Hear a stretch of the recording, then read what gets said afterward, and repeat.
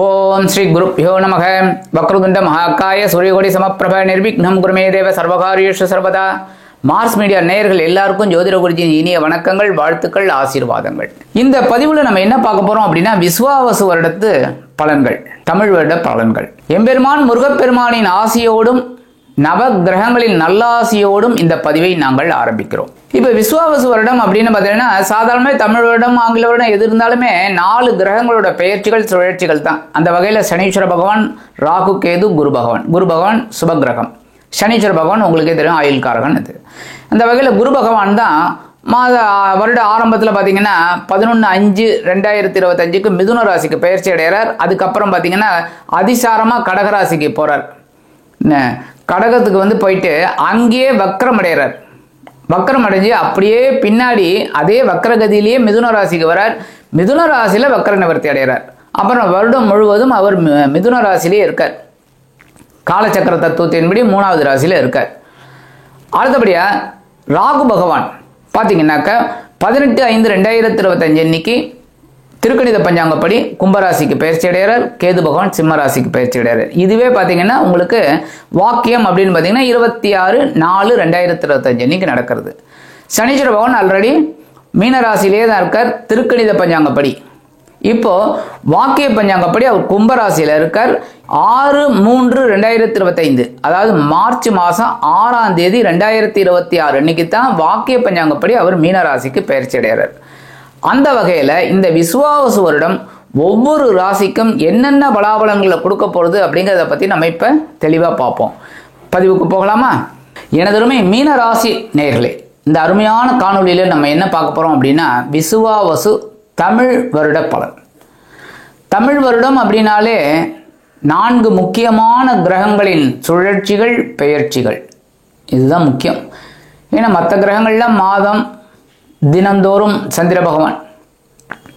அதனால இந்த 4 கிரகங்களோட சுழற்சிகள் தான் மெயின்.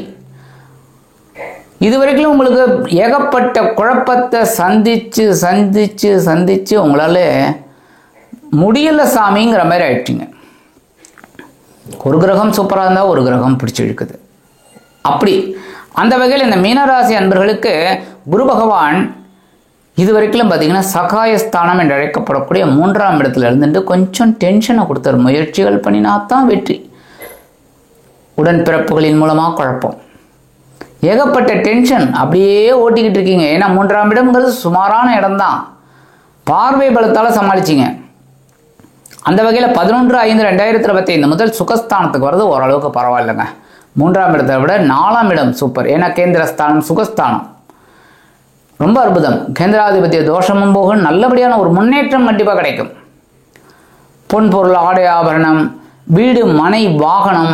ஏன்னா பொன்னவன் தனக்காரகன், புத்திரக்காரகன் 4ஆம் இடத்துல இருக்கிறது பரவாயில்லை. 3ஐ விட 4 பரவாயில்லைங்கும்போது 4ஆம் இடத்திற்கு உண்டான வேலைகள் எல்லாம் அவர் செய்வார். ஆனாலும் குருவோட பார்வைன்னு பார்த்தீங்கன்னா சூப்பர். 5ஆம் பார்வை உங்கள் அஷ்டமராசியை பார்க்குறாரு. உடல் ஆரோக்கியம் சிறப்படையும், மனதளவில் இருந்து வந்த வேதனைகள் குறையும். அடுத்தபடி 7ஆம் பார்வை உங்களோட ஜீவனஸ்தானத்தை பார்க்குற ஜீவனம் விருத்தி அடையும். உத்தியோகத்தில் எந்த அளவுக்கு கடுமையாக வேலை செஞ்சாலோ, தொழில் வியாபாரத்தில் எவ்வளோ கடுமையாக வேலை செஞ்சாலோ அதுக்குண்டான ஒரு உயர்வுகள் உங்களுக்கு கண்டிப்பாக கிடைக்கும். அடுத்தபடியாக 9ஆம் பார்வை உங்களோட விரயஸ்தானத்தை பார்க்குறாரு.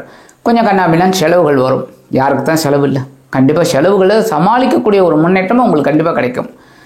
8/10/2025 முதல் அற்புதமான காலகட்டம் உங்களுக்கு உருவாக போகிறது. ரொம்ப நாள் கழிச்சு, ரொம்ப வருடங்கள் கழிச்சு. என்னன்னா இந்த பொன்னவன் உங்கள் ராசிநாதன் ஜீவனாதிபதி எங்க வராருன்னு பார்த்தீங்கன்னா உங்களோட பஞ்சமஸ்தானம் என்று அழைக்கப்படக்கூடிய 5ஆம் இடத்துக்கு வர்றாரு. 5ஆம் இடத்துக்கு வந்தாலே அற்புதமான பலன்களை கண்டிப்பாக கொடுக்கணும். ஏன்னா உச்சமடைகிறாரு வேற.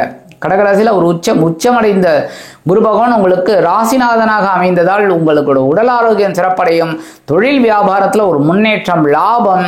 சில பேருக்கு புதுசாக தொழில் தொடங்கக்கூடிய ஒரு வாய்ப்பும் வரும். ஒரு தொழில் அப்படியே ரன் பண்ணிட்டு இருக்கீங்க, அடுத்து இன்னொரு ட்ராக் போகலாம் அப்படிங்கிற மாதிரி இருக்கும், இன்னொரு ட்ராக் போகலாம் அப்படிங்கிற மாதிரிலாம் இருக்கும். சில பேருக்கு உத்தியோகம் டக்குன்னு ஒரு மாறுதல் கிடைக்கும், நல்ல வேலை ஒன்று கிடைக்கும். சரி, இதை விட அது நல்ல வருமானம் போகக்கூடிய ஒரு சூழல். சில பேருக்கு உத்தியோகத்திலே ஒரு உயர்வுகள், இதெல்லாம் வரத்துக்கு வாய்ப்புகள். அதேமாரி இந்த குரு பகவானோட பார்வைன்னு பார்த்தீங்கன்னா உங்களோட பாக்கியஸ்தானத்தை பார்க்குறாரு. ஸோ பாக்கியங்களை அனுபவிக்கக்கூடிய ஒரு பாக்கியம். அடுத்தபடியாக 7ஆம் பார்வை உங்கள் லாபஸ்தானத்தை பார்க்குறாரு. லாபங்கள் கண்டிப்பாக கிடைக்கும். அடுத்தபடியாக முக்கியமாக உங்களோட ஜீவனஸ்தானத்தை பார்க்குறாரு. ஜீவனம் அதுவும் உங்களோட 9ஆம் பார்வையாக உங்களோட ஜென்மஸ்தானத்தை பார்க்குறாரு. அற்புதமான ஒரு முன்னேற்றம் அருமையாக வந்து சேரும். உடல் ஆரோக்கியம் சிறப்படையும். ஏன்னா ஜென்மராசியை குரு பகவான் பார்த்தாலே விசேஷம்தான். அங்கே எந்த கிரகம் இருந்தாலும் பரவாயில்ல, சனீஸ்வர பகவான் இருக்கார், கவலையே பட வேணாம். ஏன்னா சனீஸ்வர பகவானை குரு பகவான் பார்க்குறாரு. சூப்பரான ஒரு நேரங்கள். 18/11/2025 முதல் வக்ரகதி அடைகிறார். எங்கே 5ஆவது இடத்துலையே வக்ரம் அடைகிறார்.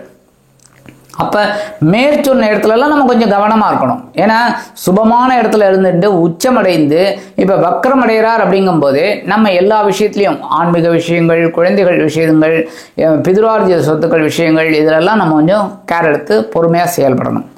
21/12/2025 முதல் இந்த குரு பகவான் உங்கள் ராசிநாதன் ஜீவனாதிபதி அப்படியே வக்ரகதியிலேயே சுகஸ்தானத்துக்கு வந்துடுவார். ஏன் அப்படின்னா இந்த அதிசாரமாக போனாரோனா அப்போ வக்ரம்ங்கும்போது புனர்பூசம் 4ஆம் பாதம் தான், அது ஒரு பிட்டு. அதனால தான் அப்படியே புனர்பூசம் 3, 2 அப்படி வந்துடுவார். அப்போ மிதுன ராசிக்கு வந்து குரு பகவான் சுகஸ்தானத்தில் வக்ரகதி அடையிறது பரவாயில்லை. ராசிநாதன் வக்ரகதி அடையக்கூடாது. ஏன்னா ராசிநாதன் உங்களோட இவர். அப்போ அவர் வந்து வக்ரம் அடைகிறார் அப்படிங்கும்போது முக்கியமாக உடல் ஆரோக்கியத்தில் கவனமாக இருங்க. ஆனால் ஜீவனாதிபதி அப்படிங்கும்போது ஒரு ஜீவனத்தை உங்களுக்கு பெரிய அளவில் கொடுப்பார்.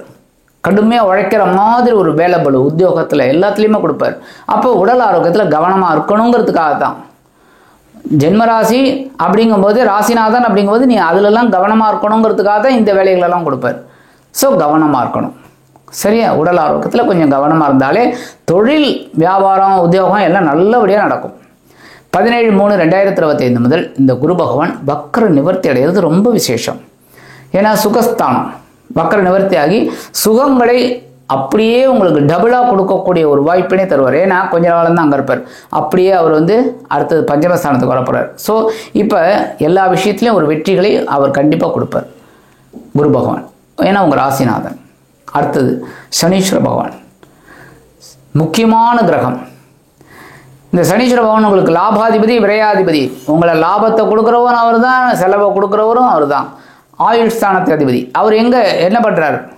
ஆயுள் காரகன் என்ன பண்ணுறாரு? எங்கே இருக்கார்? உங்கள் ஜென்மராசி. திருக்கணித பஞ்சாங்கப்படி ஜென்மராசியில் வந்தவுடனே அவர் உங்களுக்கு சில டென்ஷனை கொடுக்குறார். முக்கியமாக எல்லாருக்கும் நான் சொல்கிறது என்னென்னா, ஜென்மராசியில் புதன் சுக்கிரன் இருந்தால் ரொம்ப விசேஷம். சந்திரன் இருந்தால் பாதி நல்லபடியாக இருக்கும், பாதி ஒரு சுமாராக இருக்கும், அலைச்சல் இருக்கும், அவ்வளோதான். ஆனால் இந்த சனீஸ்வர பகவான், சூரிய பகவான், செவ்வாய் பகவான் இவங்கெல்லாம் ஜென்மராசிக்கு வந்தாலே நம்ம கவனமாக இருக்கணும். எந்த விஷயத்தில்? உடல் ஆரோக்கியத்தில், உணவு கட்டுப்பாடு, பேசுகிற வார்த்தைகள், எடுக்கிற காரியங்கள். ஏன்னா உத்தியோகம் நல்லபடியாக அமையணும். மேலதிகாரிகிட்ட போயிட்டு வாடா போடான்னு பேசியிருந்தா உத்தியோகம் போயிடும். அவன் தொழில் வியாபாரத்தில் வாடிக்கையாளர்கிட்ட போயிட்டு கண்ணாபின்னான்னு பேசினா வாடிக்கையாளர்கள் போயிடுவாங்க. அதனால் கவனமாக இருக்கணும். பேசுகிற வார்த்தைகள் என்ன அங்கே தான் நாக்கில் தான் போய் உட்காருவார். அப்போ கவனமாக இருக்கணும் ஒவ்வொரு விஷயத்துலையும். 3ஆம் பார்வை உங்களோட சகாயஸ்தானத்தை தான் பார்க்குறாரு. ஸோ முயற்சிகளை மேற்கொள்ளுங்க, வெற்றி கிடைக்கும். முயற்சிகளை விட்டுட்டிங்கன்னா அவ்வளோதான். மந்தக்காரகன் உங்களை அப்படியே மந்தமாக்கி உட்கார வச்சுடுவார். அதனால் இதெல்லாம் வந்து அப்படியே நம்ம ரிவர்ட்டாக எடுத்துக்கணும். அப்படியே பின்னாடி அவர் எதெல்லாம் செய்யக்கூடாது இப்படி பண்ணினா உன்னை உட்கார வைப்பாரோ அதை நம்ம உட்காரக்கூடாதுன்னு நினச்சி இறங்கணும். ஆனால் இறங்குவீங்க. ஏன்னா குரு பகவான் உங்களோட ராசிநாதன், கண்டிப்பாக இறங்குவீங்க. அந்த வகையில் 7ஆம் பார்வை 7ஆம் இடத்தை பார்க்குறாரு. களத்திரம், வாழ்க்கை துணையோட உடல் ஆரோக்கியத்தில் கவனமாக இருக்கணும். அடுத்து 10ஆம் பார்வை உங்களோட ஜீவனஸ்தானத்தை பார்க்குறாரு. பரவாயில்லை, இருந்தாலும் ஜீவனத்தில் விருத்தியை கொண்டு வாங்க. உத்தியோகத்தில், தொழில் வியாபாரத்தில். சரியா? சரி. வாக்கிய பஞ்சாங்கப்படி இந்த சனீஸ்வர பகவான் எங்கே இருக்கார்? விரயஸ்தானத்தில் தான் இருக்கார். நீ ஏழற முடியல, அப்படியே பின்னாடி தான் இருக்கார். சில பேருக்கு வாக்கியம் ஒர்க் அவுட் ஆகுது, சில பேருக்கு திருக்கணிதம் ஒர்க் அவுட் ஆகுது. உங்களுக்கு எது ஒர்க் அவுட் ஆகுது நீங்கள் எடுத்துக்கோங்கன்னு நான் சொல்லிட்டேன். அப்போ இருந்தாலும் நான் வாக்கிய பஞ்சாங்கப்படி சொல்லிடுறேன். விரயஸ்தானத்தில் இருக்கிற சனீஸ்வர பகவான் உங்களுக்கு சில செலவுகளை வைப்பார், இடமாற்றத்தை கொடுப்பார், இதெல்லாம் உங்களுக்கு சில நன்மைகளையும் செய்வார். ஏன்னா மறைவு ஸ்தானம். அப்போ நிறைய ஒரு நன்மைகளும் கிடைக்கும், எதிர்பாராத சில திருப்பங்களும் ஏற்படும். ஆனாலும் 6/3/2026 முதல் இந்த சனீஸ்வர பகவான் எங்கே வராருன்னு பார்த்தீங்கன்னா உங்கள் ஜென்மராசிக்கு தான் வரார், வாக்கிய பஞ்சாங்கப்படி. ஸோ உடல் ஆரோக்கியத்தில் கவனமாக இருக்கணும், பேசுகிற வார்த்தைகளில் கவனமாக இருக்கணும், உத்தியோகம், தொழில், வியாபாரம் எல்லாம். அடுத்தபடியாக சாயா கிரகங்கள், இருள் கிரகங்கள், நிழல் கிரகங்கள் அப்படின்னு சொல்லக்கூடிய ராகு பகவான், கேது பகவான். இந்த ராகு பகவான் 26/4/2025 முதல் கும்பராசிக்கு வந்து சனீஸ்வர பகவானோட காரகத்துவத்தை பெற்று சஞ்சாரம் பண்ணுறார். இது என்னன்னா உங்களுக்கு விரயஸ்தானம், அயன சயன மோக்ஷஸ்தானம். அதேமாரி கேது பகவான் கேது பகவான் 26/4/2025 முதல் சிம்மராசிக்கு வந்து சூரிய பகவானின் காரகத்துவத்தை பெற்று சூரிய பகவான் போலே ஒரு வேலை செய்ய போகிறார். இந்த இடம் உங்களுக்கு என்னென்னா பகை ருண ரோகம். இந்த ராகு கேது பேச்சு தாங்க உங்களை அப்படி நிற்க வைக்க போகிறது, அப்படியே நிற்க வைக்க போகிறது. இவ்வளவு நாள் துவண்டு கிடந்த நீங்கள் சாயா கிரகங்களின் மூலமாக ஒரு தெம்போடு ஒரு உலா வரப்போகிறீர்கள். பெரிய பாக்கியம் இப்போ தான் கிடைக்கிறது உங்களுக்கு.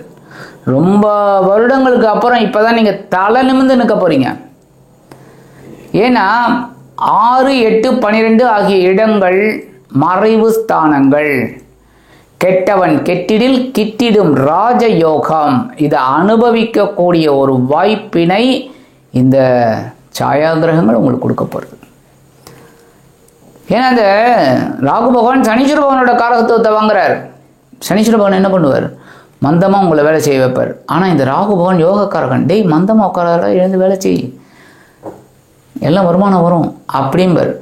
அப்படி எழுந்து ஆட்டோமேட்டிக்காக உங்களுக்கு ஒரு எதிர்பாராத ஒரு வருமானத்துக்கு நீங்களே முயற்சிகளை மேற்கொள்வீங்க. அடுத்தபடி 6ஆம் இடம்.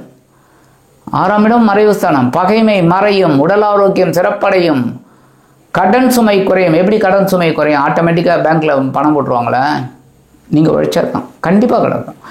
ஸோ 6, 12 இடங்களில் இந்த சாயா கிரகங்கள் இருக்கிறது உங்களுக்கு பெரிய விசேஷம். இதன் மூலமாக தான் நீங்கள் எழுந்து உட்கார போகிறீங்க, பெருசாக பேசப்பட போகிறீங்க. இந்த சமூக அந்தஸ்தில் இருக்கிறவங்களுக்குலாம் ஒரு பெரிய முன்னேற்றம் வரப்போகிறது. அதேமாதிரி நீண்ட நாட்களாக எதிர்பார்த்த சில காரியங்கள்லாம் இப்போ அற்புதமாக உங்களுக்கு சித்திக்க போகிறது. சரி, பரிகாரமாக என்ன பண்ணினா ரொம்ப விசேஷம்? சனீஸ்வர பகவான் குரு பகவான் வழிபாடு தான். ஏன்னா குரு பகவான் சுகஸ்தானத்தில் இருக்கார். அப்படியே வக்கரகத்தை அடைஞ்சு அப்புறம் போகிறார் வரார் அந்த மாதிரி. ஆனாலும் சுகஸ்தானத்தில் இருக்கக்கூடிய குரு பகவானுக்காக வியாழக்கிழமைகளில் நெய் தீபம் ஏற்றி குரு பகவான் காயத்ரி சொல்லிட்டு வாங்க. முடிஞ்சால் ஒரு அர்ச்சனை பண்ணிட்டு வாங்க. அற்புதமான பலன்கள் கண்டிப்பாக கிடைக்கும். முடிஞ்சால் ஆலங்குடி போயிட்டு வாங்க. ஆலங்குடி, திட்டை, சென்னையில் இருக்கிறவா திருவள்ளிதாயம் போயிட்டு வாங்க. அற்புதமான திருவள்ளிதாயம் போகணும்னு நினச்சாலாம் போயிட முடியாது. அங்கே அந்த பாக்கியம் இருந்தால் தான் கண்டிப்பாக போக முடியும். இந்த சிவபெருமானை தரிசிக்க முடியும், குரு பகவானை தரிசிக்க முடியும். சரியா? அடுத்தபடியாக சனீஸ்வர பகவான். சனீஸ்வர பகவானாலே திருநள்ளாறு உங்களுக்கு தெரியும், திருக்கொள்ளிக்காடு. சில பேர் சொல்லுவாங்க சில ராசிக்காரர்கள் திருக்கொள்ளிக்காடு போகக்கூடாது, சில ராசிக்காரர்கள் திருநள்ளாறு போகக்கூடாது. கிடையாதுங்க, கோவில் தாங்க. இப்போ திருப்பதிங்கும் போது சந்திர பகவானோட இது, அதுக்காக சந்திர பகவான் பகை அப்படின்னா இந்த மற்ற ராசிக்காரங்க போகக்கூடாது அதெல்லாம் கிடையாது. எல்லாரும் போகலாம், கண்டிப்பாக போங்க. திருநள்ளாறு அல்லது திருக்கொள்ளிக்காடு முடிஞ்சால் ரெண்டுத்துக்கும் போயிட்டு வாங்க, தப்பே கிடையாது. அப்படி முடியாத பட்சத்தில் இருக்கிறவா, என்னால் முடியாது, பொருளாதார வசதி இல்லை அப்படின்னா சனிக்கிழமை 9 சுத்துங்க நவகிரகத்தை. சனீஸ்வர பகவானுக்கு எள் தீபம் போடுங்க, மனசார பிரார்த்தனை பண்ணிட்டு வாங்க. உங்கள் பிரார்த்தனைகள்லாம் பலிக்கும், நீங்கள் நினைக்கிறதெல்லாம் ஜெயிக்கும். ஒவ்வொரு விஷயத்துலையும் ஒரு அற்புதமான பலன்கள் உங்களுக்கு கண்டிப்பாக கிடைக்கும். ஆக இந்த சின்ன பரிகாரம் பண்ணிங்கனாலே போகிறோம். சனீஸ்வர பகவானோட அருள், குரு பகவானோட அருள், ராகு கேது இப்போ சூப்பராக வந்து உங்களுக்கு சில நன்மைகளை மறைந்து உங்களுக்கு கொடுக்க போகிறார். ஏன்னா ஏற்கனவே அவர் வந்து இருள் கிரகம் அந்த மறைவு ஸ்தானத்தில் இருந்துட்டு பெரிய ஒரு பாக்கியத்தை கண்டிப்பாக கொடுக்க போகிறார். ஆக இந்த சின்ன பரிகாரம் நீங்கள் பண்ணீங்கனாலே விசுவாவசு தமிழ் வருடம் உங்களுக்கு வெற்றிகளை குவிக்கக்கூடிய ஒரு ஆண்டாக, நீங்கள் தலை நிமிர்ந்து நிற்கக்கூடிய ஒரு ஆண்டாக கண்டிப்பாக அமையும் என்று கூறி விடைபெறுகிறேன். நன்றி, வணக்கம். மீண்டும் ஒரு அருமையான பதிவில் நான் உங்களை மனமகிழ்ச்சியோடு சந்திக்கிறேன். வாழ்த்துக்கள், வாழ்க வளமுடன். இந்த சேனல் உங்களுக்கு பிடிச்சிருந்தா மறக்காம சப்ஸ்கிரைப் பண்ணுங்க, ஷேர் பண்ணுங்க, லைக் பண்ணுங்க, கமெண்ட் பண்ணுங்க.